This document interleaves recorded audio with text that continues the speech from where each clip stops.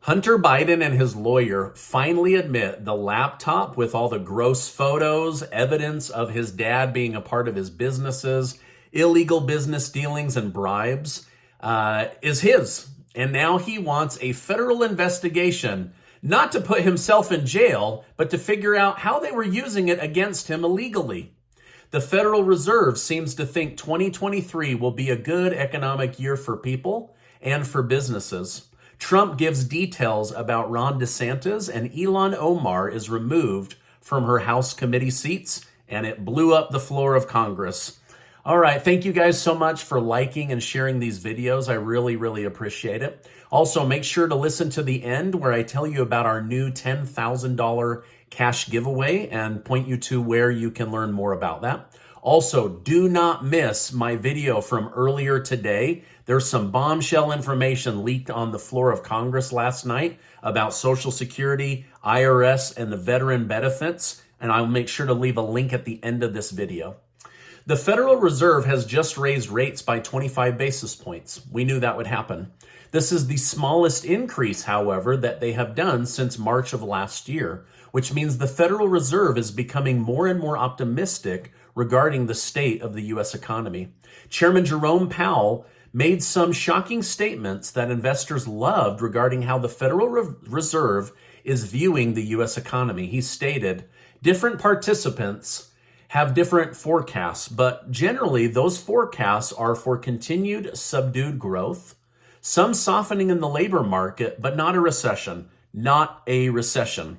Now, with this in mind, 2023 will likely be a fairly decent year for the economy, and 2024 could be even better, according to Powell. Former President Donald Trump appeared on the Hugh Hewitt radio show where he detailed his perspective of Ron DeSantis begging for his endorsement in 2018.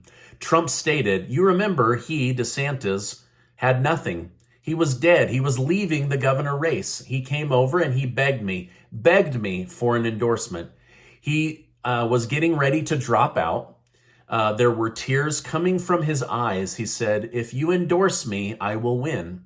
Trump continued on and claimed credit for nearly all the success DeSantis has had so far, and reinstated his belief that it would be very disloyal of DeSantis to run against him after all he had done for him.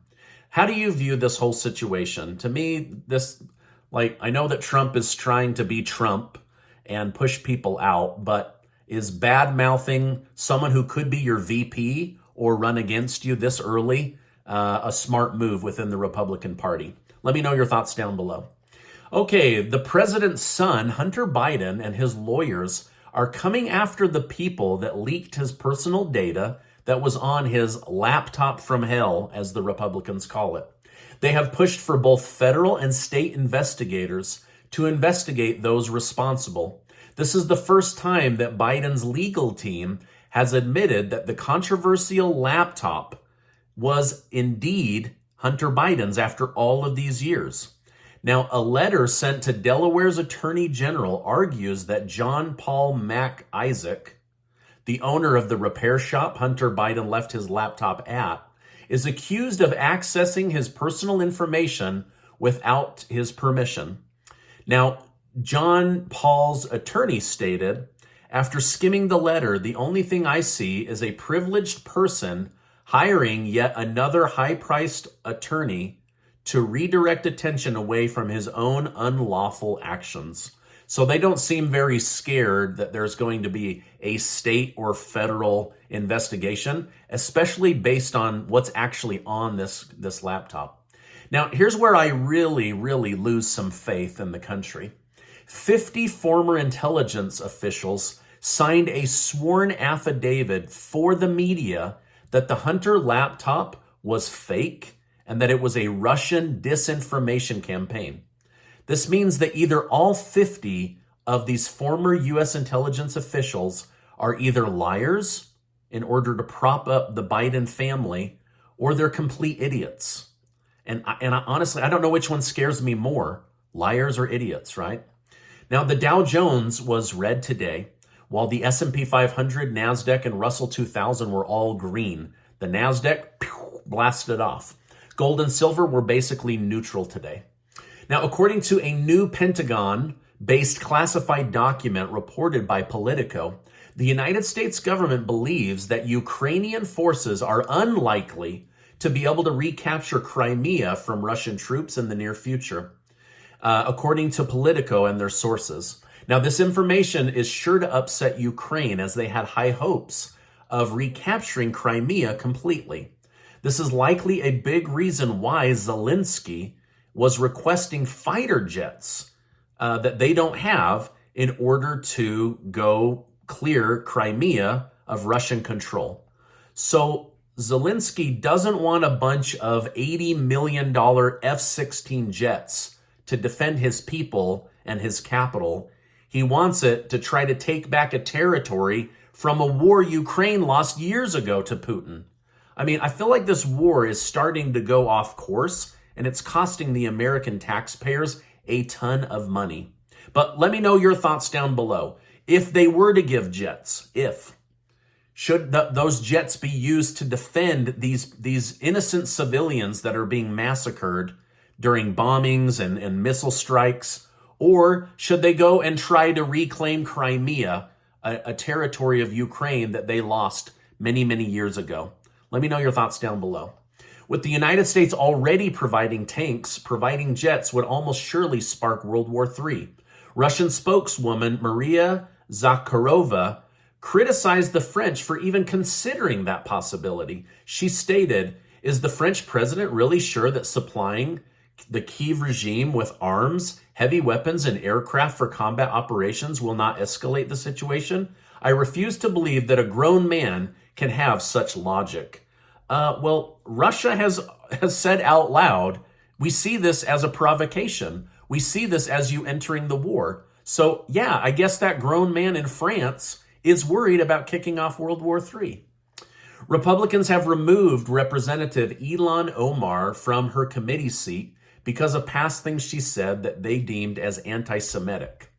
Now, some Democrats have agreed that she did use inappropriate language, and she said that she didn't fully understand it because English isn't her first language. Now, I read through the arguments. They are a little bit weak. Likely, they just didn't want her on the committee. So why not say that you just don't want her on the committee instead of always using the race card or the anti-Semitic card? To me, it just seems crazy. Now, the American people also agree with Republicans. According to new polling data, only 27% of the country felt that Representative Omar was qualified to sit on a committee. So again, remove her from a committee for the real reasons, and not just, throwing out these crazy excuses. Now, AOC decided to throw one out and said that Representative Omar was being removed because she's a woman of color and white Republicans just can't stand it. So again, now the race card, the anti-Semitic card, they're all being played up on the Hill. It was a crazy day on the Hill, you have to admit that. All right, now former White House Chief of Staff Ron Klain just basically announced that Biden is planning to announce his run for president. Yesterday at his goodbye party, Klain said, while crying, that Biden is the best dad and friend a guy could have, and that he can't wait to back him when he runs in 2024. So basically, he is running. Now, Casey and I are giving away $10,000 thanks to generous video sponsors, and we're so grateful. People like Alex, my coach that helps Casey and I with building our online Amazon business. He's contributed. Some other businesses that wanted to remain anonymous have contributed. And so we're just really grateful to be able to give away this money at the end of the month and bless somebody's life right here in our YouTube community. And I will make sure to leave a link down below. Now, before you go, I want to remind you that you are amazing. Here's that video I promised to link at the end. Make sure you're subscribed. Thank you for stopping by, and I'll see you on the next video.